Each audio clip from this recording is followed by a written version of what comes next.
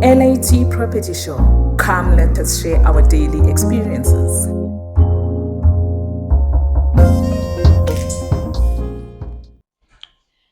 Good day, viewers. Welcome to LAT Property Show. I am Patience, your host.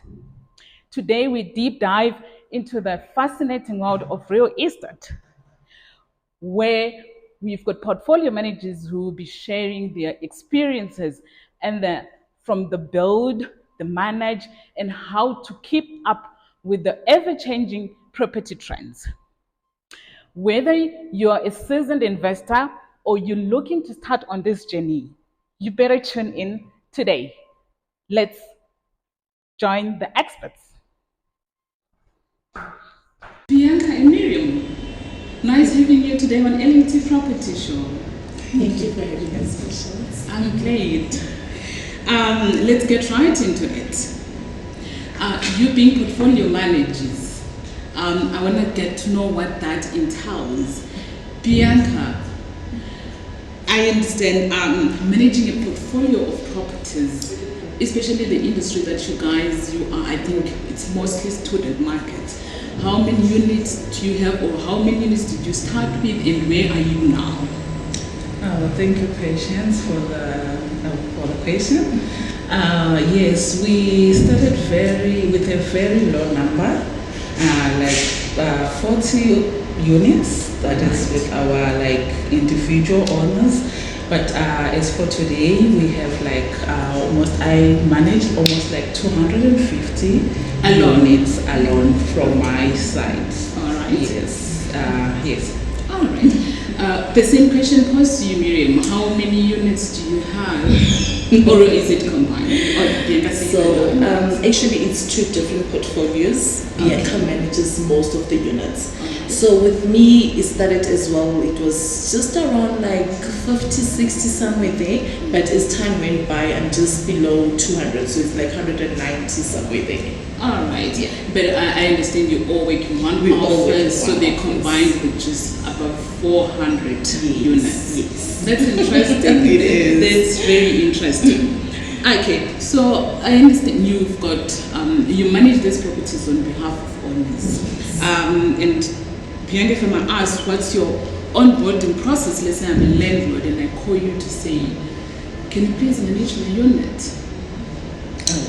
How do you start? Do you go to the apartment? Do you meet with the owner? Or what? How do you start on the process of onboarding a landlord on your management of portfolio? Okay, we can meet with the landlord, or we can have a conversation with the landlord over the phone, depending how they approached us. If they're fine, we can go over the phone. We have a mandate that we have the owners to sign to go through over it. It has our rules and everything in it.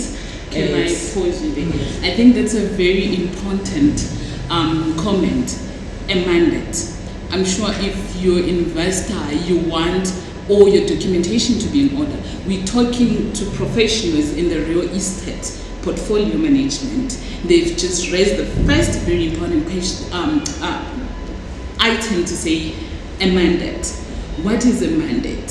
So from my own understanding, this is the document that joins the landlord and the property management together to say, I'm giving you the go-ahead to market my property, to find me a tenant, and to do all the services required that is stipulated in the mandate. Thanks, Bianca. You may continue. Okay, yes. So with that mandate, as you mentioned, the owner has to go over it, read it, because it says the rules and the information on. So on the mandate, we have two options. That is a placement, management, or fully management mandate, that is placing the tenant and managing as well the tenant. And the option one, the placement, is just placing the tenant. Done, we hand it over to the owner to deal with the management issue until the lease ends. Okay. All right. Miriam, would you want to finish off from what Bianca is explaining? She's just given us the first part. Yeah. So I think Bianca has covered most of the process. What I can just add to is that most likely, as we are the portfolio managers, if we want to grow our book a bit more, we also don't wait for the owners to come through to us to say, can you please manage? We also do what's called prospecting. Interesting. Yes, so we prospect, meaning we're calling all the owners in this specific building to ask for a business. So it's also part of that. Good.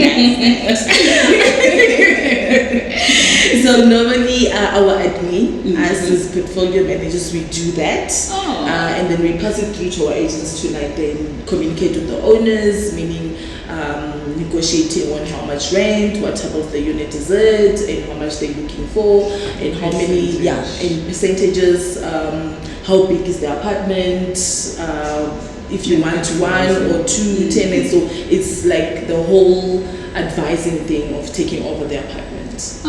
That's interesting. So you mentioned prospecting. So I'm sure you guys, you all do things by the book. I know of PPRA, POPI Act. I understand as professionals in the industry, you have that system set up. Yes. I'm going to ask you a question. You call me as an owner and you say, Patience, can you manage your property? And I say, no, I'm not interested. Do you try again and call me? Definitely, we do follow up. Yes, we will ask you, would you like us to call you back maybe after 3 months, 6 months, or so on? So you understand as well what the landlord wants. Because I understand the different circumstances at that moment why I would have said no. All right.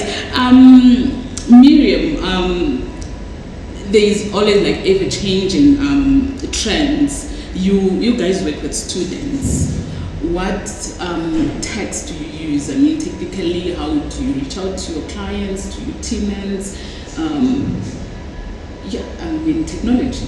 Okay. So at the moment, since we have a bigger book, we normally have WhatsApp.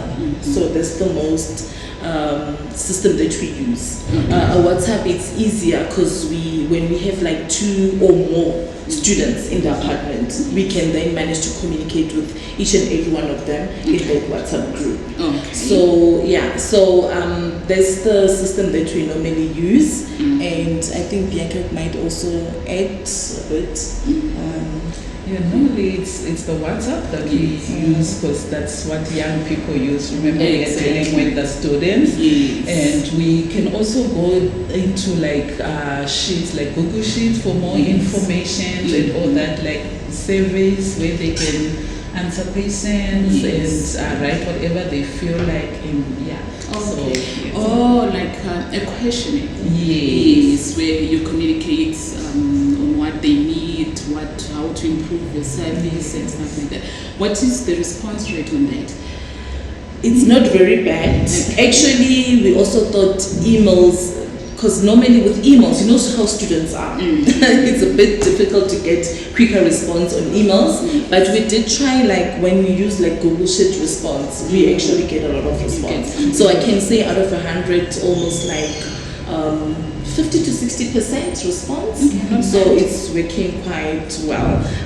What I can also add is that we also just trying to go deeper into TikToks, because we know how this technology is the game changer. I love, those. So Facebook, we're diving a bit into those as well.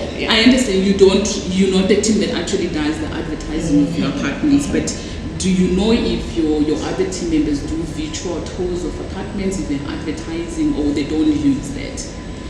They do. Okay. They do use that. I think they even find it a bit easier because normally when they have like clients that are looking to rent out, you might find that they're not even around the area. So it becomes a bit easier to do the visual marketing. So it's been working for us, I can say. I think we all know that tech makes things smarter and easier. You can ask your agent or portfolio manager, can you just send me a video of the apartment that I'm looking to move into options of different apartments, so they can actually do a virtual tour of the apartment, and you can make a decision wherever you are. You're in Cape Town, you want your child to move into Johannesburg. I actually didn't mention Bianca and Miriam are based in the most busiest area, or an area where students stay. That is, we are in Braamfontein, where they're surrounded by universities, biggest universities like Wits, UJ. We've got colleges around, so the market is number one. The most busiest. Yes. So back to that. You guys, you work office hours. Do you work on weekends? Do you work on holidays? Yeah, so we have office hours. We work, our office hours is like Monday to Friday, 9 a.m. to 5 p.m. Okay. We are available, but it's students. Yes. So normally they will ask you something on a weekend, but we do we have urgent issues that they will raise. We also work hand in hand with securities. They are very important people. So we advise, over the weekend when the tenants send us a message, that is the WhatsApp group, it's already working, and then we just inform them there's a welcome message that we just post. Kindly note, we are not available over the weekends, but please go to the securities, they will assist you quicker. So you have it all planned. No, I understand this industry. You also need time off to spend with family and friends. It could be very demanding. So if I'm just happy when you mentioned that you've got a welcome message where you highlight this is who you contact in case of emergency. It helps. I love how you designed your. It helps a lot. Yeah. Okay. So how many buildings do you guys manage? I'll start with Bianca in Braamfontein. We have, from my side, my portfolio, I think I have 5 buildings, if I'm not mistaken. But I have 5, yes, so 5. Okay, and Miriam? It's 5. I think there are 5. If not counting out of Braam, it can go to 7. Oh, you guys also do? We do out of Braam as well. Alright, how is that market? So out of Braam, I can say it's a little bit difficult in terms of finding a tenant, but it's easier in terms of managing the unit. Because mostly we target young professionals, families where they stay a bit longer, so the list runs about over 3 to 4, 5 years it may take. So it's a bit easy. It's a long term. So are you encouraging investors to invest out of Braam? When they get longer leases and long they get the rent. And then the units is in good go down all the time. You hear that, viewers, investors, tenants that are watching with us. Bianca and Miriam are recommending, not really that they're just saying it's better if you're staying in areas that are out of Braamfontein, not really student-related markets, but I understand you also not really saying it's not good to invest in Braamfontein, but I think you've got the ever-changing and turnaround of tenants every year. Yes. And from my understanding and research, Braam has got better returns than outside. Because you get a bachelor, you get to put two students. Yeah, you can get around 665.